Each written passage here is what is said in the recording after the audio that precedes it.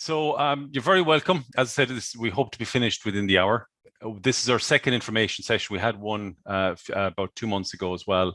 And really what this was is to give, there's been a lot of information published on this particular topic. And what we've done in the last three months is really since February, so when it was published, is kind of dissect some of the information, represent it back. So I think the first thing I suppose is what we're going to do is just do a quick snapshot of where we are in the overall flood relief process and have a look at the two key aspects of the feasibility study, which was a flood risk assessment, assessing how the area could flood in the future, and also then what kind of a preferred scheme that's emerging from this. And we'll summarize them with some observations and challenges. A slight disclaimer is this is an independent perspective. We're not part of the project team. We're members of the South Galway Flood Relief Committee, and we've been engaging in this process for about 5 years now. We've given a perspective. It's really just analysing the information that's out there publicly and trying to represent that back to communities, landowners, so that we can help people understand what this is.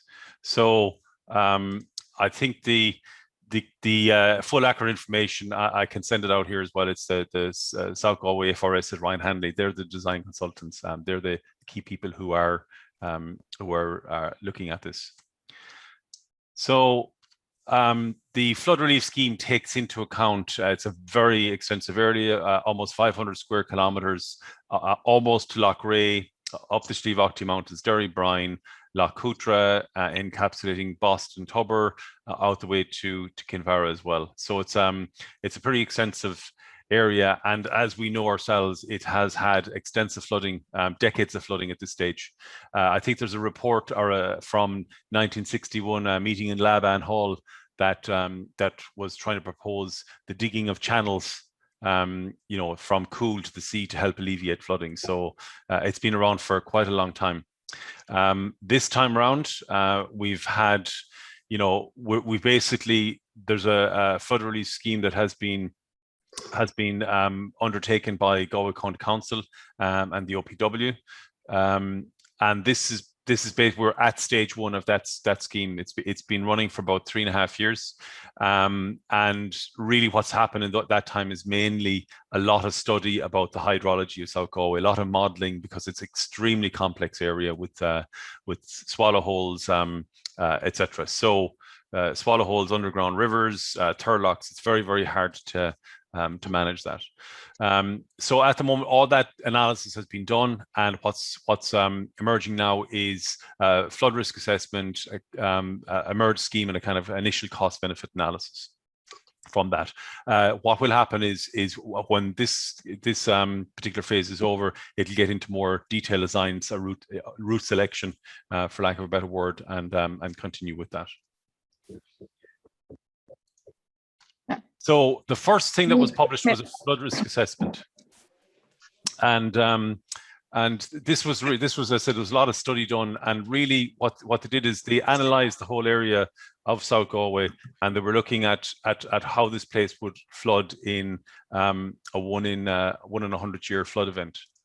So I think just sorry, one thing there, yeah. So I think what they found is that about 50 homes. So they've gone through climate change, and they've just looked at the whole topology of the area, and they've put statistical rainfall in to try and figure out, how bad does it get in a 1 in 100-year flood event.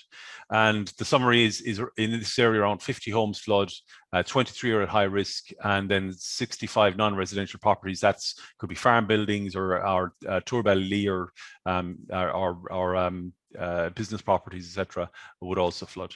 So when we look at the graph, this is kind of what we're seeing, which is the red is basically in a 100-year flood event what they've predicted will flood, and the orange is high risk of flooding. So the potential to flood, where water is essentially lapping the door. So what you can see, some of the key areas there is the key critical areas would be Blackrock, Skahana, where you see, nine homes flooding, and 3 more then which are at risk. And Cahermore is very, very high, as is Crow Street in Gort, and also Laban. And obviously, it's basically all throughout this. So what we notice is there's compared to the 2015 flood event, 2016 flood event, which was the worst in history for South Galway, there's an additional 13 homes flooded. So in other words, it's getting worse from that. Some other aspects is that the motorway also in Gort would flood. So you have even more detrimental isolation, which we'll look at shortly as well.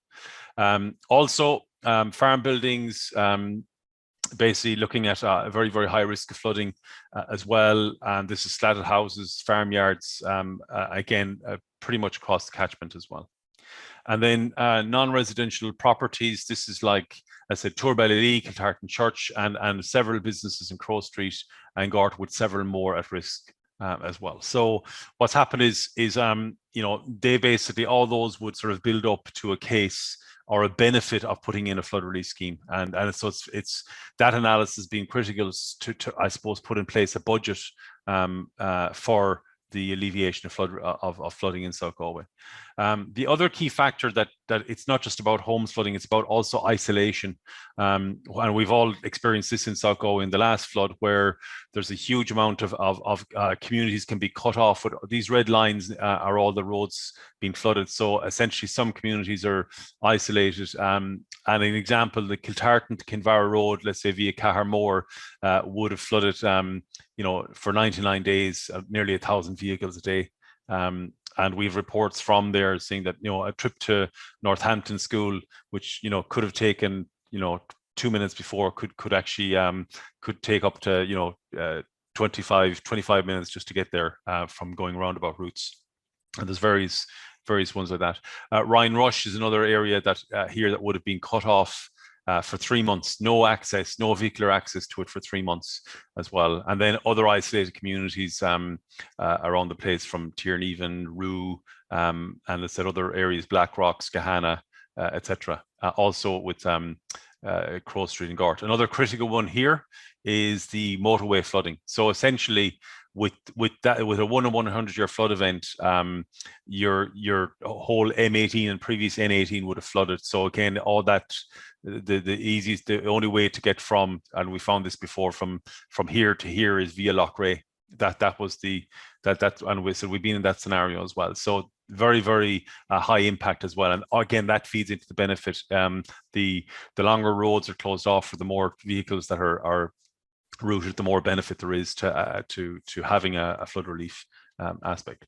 So all of that was taken into account. They had the models, and what they did then was try and literally take a surgical knife and start trying to bring water from one turlock to another, or try and see storing water. There was a lot of different aspects. So that was coming out in the emerged preferred scheme.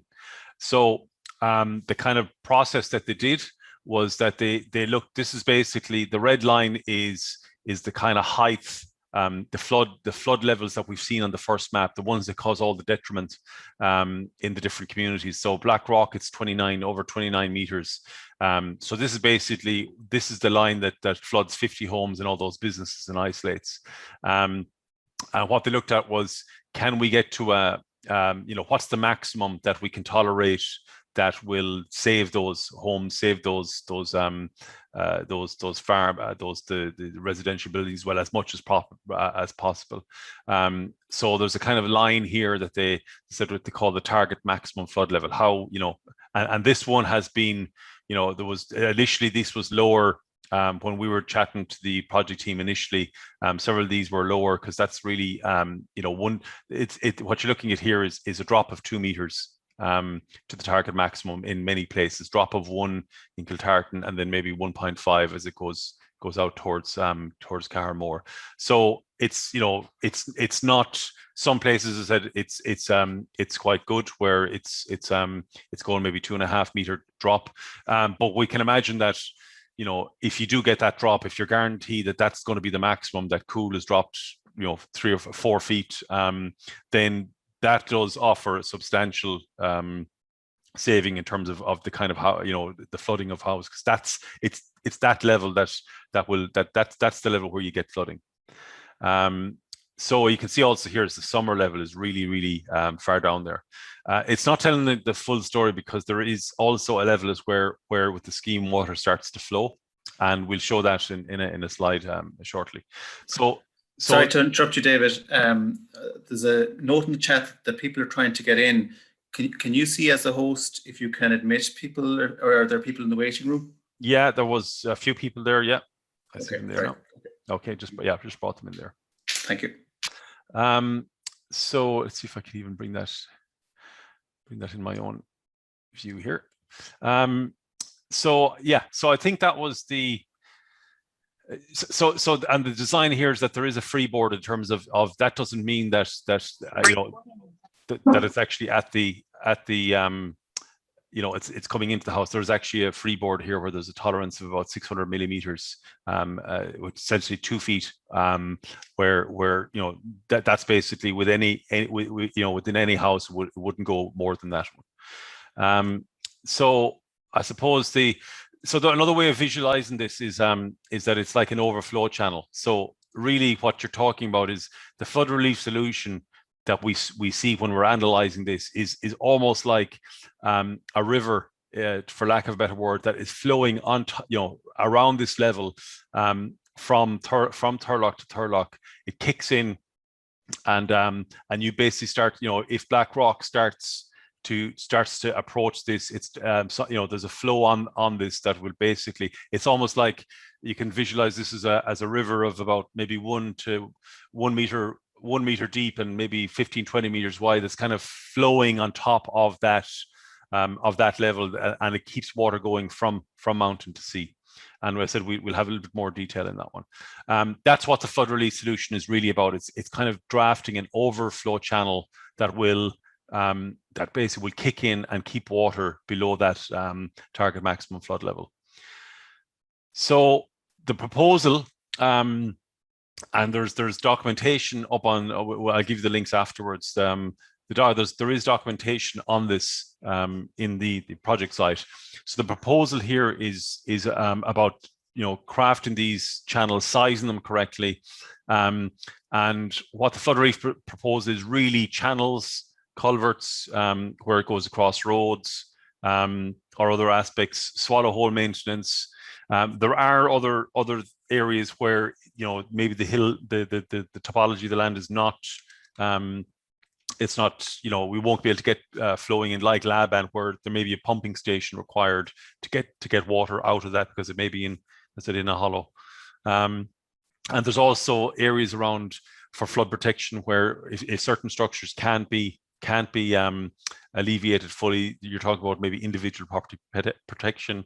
There's also raising of roads to ensure that you get access, and that communities aren't isolated.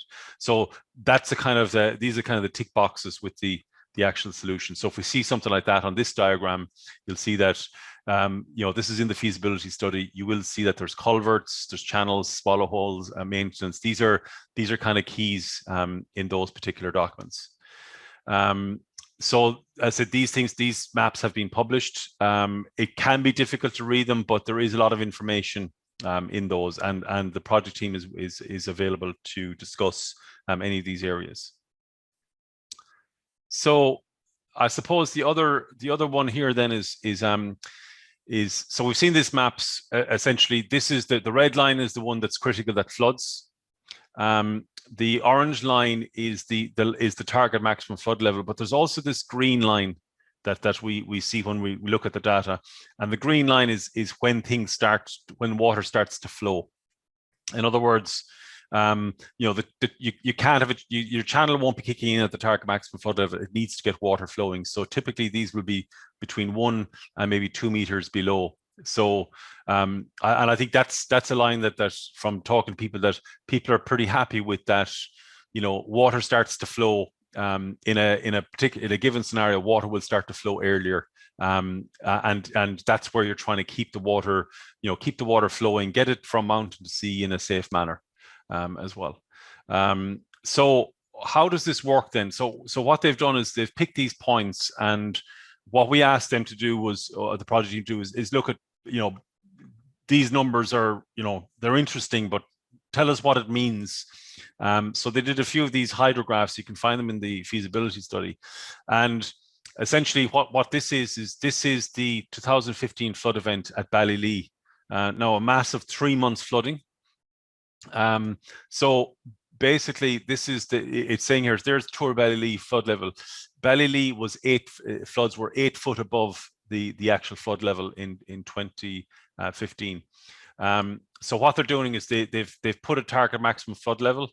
It's still about, I think, 60 centimeters, something above finished floor that they weren't able to get due to the topology of the place. They're not able to get that or bring the levels down as much. But what they're looking at is there is an overflow kicking in at a much lower level. So what happens is this is now the new response to the 2015 flood if the particular channels had been in place. Now what that means is that as soon as following this, as soon as the water start to go above the overflow level, it starts taking it off to the next Thurlock and then to the next Thurlock, etc. So what you will do is where there's this big spike in 2015, this is if you remember in early December, I forget what it was, Storm Desmond, I think might have been the name. But there was one fairly vicious storm, and what happened is that rose, I'd say within two days, it rose something like 2 or 3 meters around this area. Whereas now, and it kept on, there was another storm and it kept on going. Whereas here, as soon as it goes over the overflow, it's draining away. So it's naturally trying to drain away. If there's any kind of let off, it's draining. And what that means is that even though Tour Ballylee was that there is, they're not able to get it down where it's probably, I think it's about 60 centimeters. It's only for 2 days, and then it goes away again. Whereas this level was nearly 3 months, where basically it was, you could see the amount of flooding in this area. So that means that it's individual property protection for this time, and then the floods would have been gone from that. The other thing is that where it comes to very low levels, the flood relief solution is it's kind of once it's taken the top off, the land is left to drain naturally, which basically is, I think we're all used to, and I think also for environmental aspects, it's another important one where that we're not looking to drain the Thurlocks, when they below a certain level, that we're trying to take off that critical part of the water from the top and get it moving towards the sea. Very similar things in Black Rock as well. So what we see there is, again, there's an overflow level set where it starts to overflow and it's not allowed to build up to the peak. So you get basically, you do get, there's a target maximum flood level, but it's also for shorter duration for that. And then one more is Cool. Again, the overflow kicks in, and it's as the sort of water surge comes down from the mountain. It's starting to flow, so therefore it's not going to reach the same peaks it is. So you can see there, Cool Park Visitor Centre, it's dropping another 1 or 2 meters below that, and then it's going away again. Not as again for the overall duration. You're talking about taking 2 or 3 weeks off the overall duration where it's back to summer levels. So again, some of the normal flood events that we see every other winter would have water, quite high in Cool. So again, we're not trying to drain the Thurlocks, but we're just trying to take that critical peak off them where you're trying to stop it from going there. The interesting one about Cool is that, even though there's a target maximum flood level, because of the overflow, it doesn't actually reach that, because it goes within about 1 meter of it. So that means that that 2015 flood event would have actually been significantly less, probably about 6 feet from, if you can see there, from that's almost 14.9 meters down to 13 meters. So it's 2 meters, maybe 2.5 meters of a drop compared to what we had in 2015. And the 1 in 100-year flood event for Cool is actually higher again than the 2015 one, another foot higher, which again would be, you can see here over in Raheen, it was already flooding homes here, Cool Park Visitor Centre, etc. And again, Cahermore is again, what we have here is this graph up here is what it was in 2015, and then when you put in the overflow, it starts to kick in. What we notice here is there's a kind of an unusual lump forming on the left-hand side of this one, and what that is that as basically, you know, it usually takes 3 weeks for water to get from mountain to having a big impact in Cahermore. And what's happened is, because you've got flood alleviation across the catchment now, water will start to come earlier, and then it'll go away earlier as well on the right-hand side here. But again, you can see in Cahermore significant drop down to TMFL, which that's the target that they're aiming for. But the culverts start to kick in earlier, and therefore in 2015, this you would have got very, very little flooding of homes in Cahermore.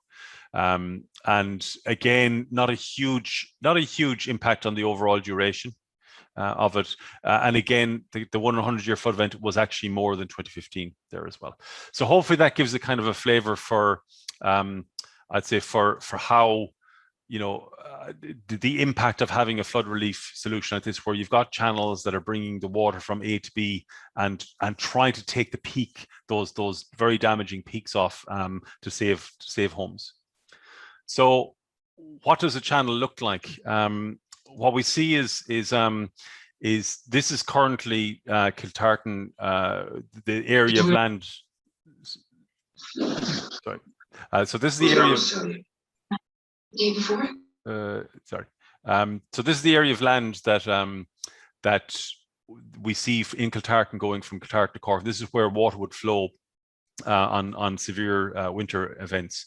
So a channel, again, artist impressions only, would look something like this in terms of its land profiling mainly. And this one is return to agriculture, which would be profile the land, and then you would, you know, normally in normal winters, you know, it's land that would be grazed normally. And then there's basically, you know, with heavier severe winter rains, it would actually contain water, and water would flow. Again, artist's impression of Skahana would be something like taking a channel and basically bring the water through, again, only on significant flood events as well. So, you know, these channels will, you know, from looking at the feasibility studies as well, how big are they, or how wide are they, etc. A lot of them would be in the order of 1 meter deep and probably 12 meter wide. Now, that's what they say is the base. So that means that the base, that's the kind of the key area that water would flow. But they want to put slopes in, sometimes a 1 and 2, sometimes a 1 and 3 slope. Again, if it's returned to agriculture, you don't want you don't want the tractor basically to fall over an edge here. It won't be cliff edge. But there might be some areas where it might need to go, you know, up against a hill, or there may have to be fencing around this as well. So there was one, I think, which is a 4 meter max. I think that's the maximum one, and I think there's one down. I think there's one down in Cahermore that's 4 meters. I think there's one up in Skahana as well. I think this, when they say 4 meters, from looking at it, it appears that, you know, digging out a hill or digging out some aspects like that, you might have to dig more with that. But again, if you're digging right down, you would have a wider slope, so it would take up a wider piece of land. Some channels are 1 meter wide and some are 30 meter wide from that. Also, there's kind of 2 types of fencing that I think we've heard about, which is, obviously you need to be fencing between lands if the water, there's a natural, I suppose the solution that they're looking at is following the natural overflow of water generally across the catchment. So it's not taking any new path. It's going in a particular particular, it's going over the kind of old overflow channels. So obviously it's going to cross land boundaries, and it needs to cross land boundaries rather than stone walls, something that can block the flow. So one of the things, having some kind of fencing between land is going to, that water can flow through, will be necessary for those. So just pushing through quickly. So I suppose looking at the cost benefit, this project failed in the past in terms of there hasn't really been as much study done on it. But it has been looked at several times, and it came back going, it's not feasible. So there's a lot of analysis being done to say, look at, how, can we get this feasible from a cost benefit point of view, and can we get it feasible from an environmentally sound point of view? So I think the numbers that got back is and this is a credit to Ryan Hanley, Galway County Council, Martin MacDonald, is that trying to sum up all those benefits, leave no stone unturned. There's a preliminary figure of €21 million benefit. It means that's the budget basically for flood relief solution. And then from doing an initial calculation, the cost is coming in at €40 million plus VAT. And again, that's an initial cost. So that figure is probably going to be tweaked as a solution emerges. So, but it's looking good from a cost benefit point of view. That was one of the real ones that we're saying, look, this is going to be, will we reach cost benefit? That's been echoed at many public meetings in the last 3 or 4 years. So some observations, and I have another 5 minutes, I think, and we can probably open to questions then. So some observations is there is a huge amount of work after going into this in terms of just the level of analysis is probably it has to be the most complex flood relief project in Ireland, probably to date as well, with all the analysis that have been done. It's new in terms of I suppose applying this to underground networks and turlocks. There's a lot of new things that have happened to, new ways of looking at things, new analysis. I suppose maps with lines have to be drawn in terms of we can get water from A to B. So this is the critical part of the project, is where you're drawing a map, a dotted line, and then you need to get feedback on that to see if it's feasible, etc. So that's where public consultation is important. It's an emerging scheme. There's nothing set in stone. And that's why it's important to get people's feedback. And there has been a lot of feedback given to the project consultants, project team. They're very approachable. And I would recommend people with any concerns or any questions to email and contact them. I can give you contact details as well. The benefits for this observation is that, the scheme does work.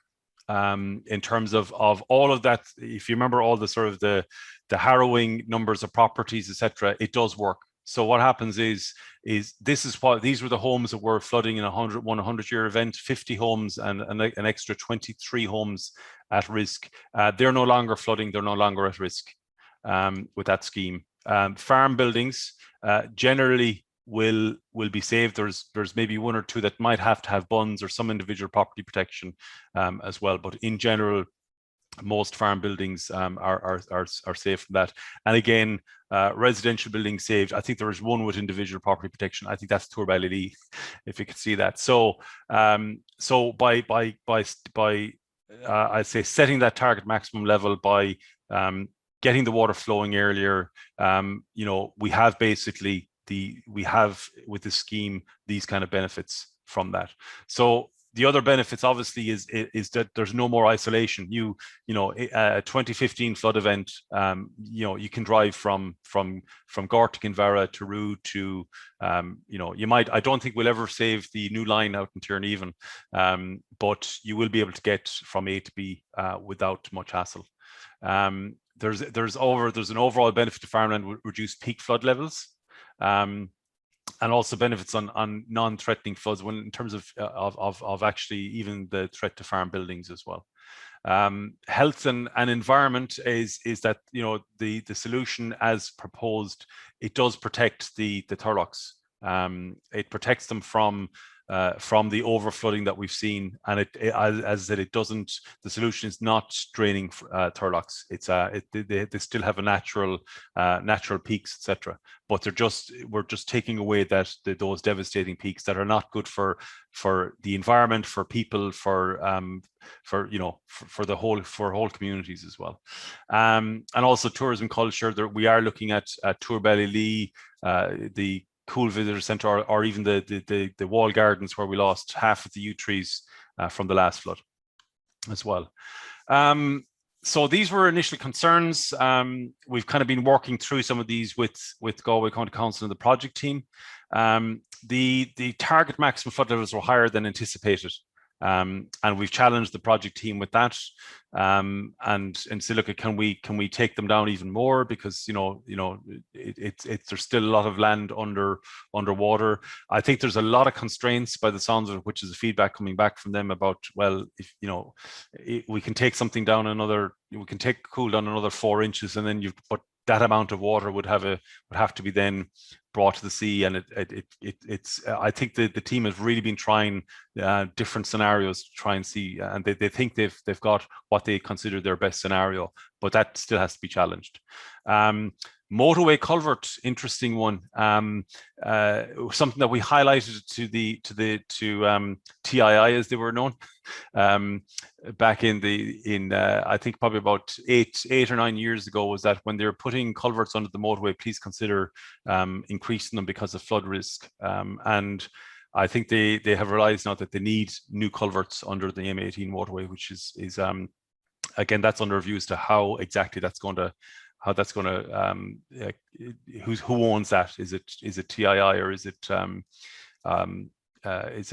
part of this project budget? So there's questions there as well.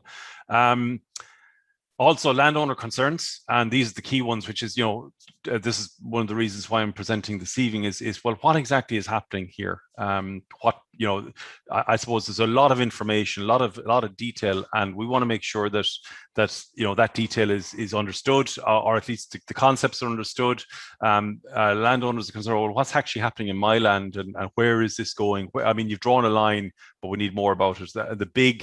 I think the big thing there was that it was very difficult. With COVID restrictions, there was no on-site visits, and it's very difficult to anticipate, or to basically communicate concerns when discussing a map. They felt it was need to be on site. So we did apply for an extension to the feasibility study, or to this public consultation, and we got that. So those sites visits are happening now and can be arranged now as well. So obviously there's questions coming in about interference, inconvenience, compensation, etc. So although there's concerns there that people need to voice as well, just to sort of so that they're recorded and they can be addressed as well. And a recent one is when going through the feasibility study, is these culvert control structures. And this is one of the ones that I think has emerged the last while, since the last meeting, which is it looks like that, culverts, they might have have gates in them that will hold the water back, and then they can be open to let the water go. And that really sounds very dodgy. If there's control structures in Cahermore and Blackrock, well, who determines heights? And that sounds like a nightmare. So I think that's something that we need to get more understanding of, and actually we don't want to see control structures, to be honest, because design it and then let these things go naturally, but holding water back doesn't sound well. We'll see what the reasons for them, but it does sound that it makes it a lot more manual, and we've got concerns about that one. So public consultation was extended. It's very important, because the one thing I wanted just to highlight is we're not guaranteed the scheme. The scheme still has to go through further analysis, etc. It needs to get feedback. And as I said, we've asked for extension to our landowners to meet the project team on site, and they're available over the coming weeks if people want to meet. As I said, it's not guaranteed. So this scheme may not go ahead, but we have to really keep pushing it, because it is, as you see, if we get that level of benefit for the community, we really have to try and push it through from that. That's the contact for the project team. You can email them at southgalwayfrs@ryanhandley.ie or ring them, or get in contact with us via Facebook page or emails, or you'll see them after as well. If you want basically, to us to, if you need information, we can point you in the right direction as well. Just a quick acknowledgement before I start is our committee, as I said, it's four or 5 years running now. We've been doing a lot of work with Galway County Council and design consultants, and it feels like that we're a team, really trying to get flood relief solutions, real flood relief solutions delivered to the community. So we are working very closely with these. There is an emerging scheme here, so we really want to see this come through, and for people to give feedback, positive, negative, any, if they see. So that's all part of the process, and we would invite people to give feedback on that. So that's it from me. I said, if there's any questions, you can put them into some coming into the chat. We'll answer those first of all, and then we can answer ones by phone. Just do a quick time check. Okay.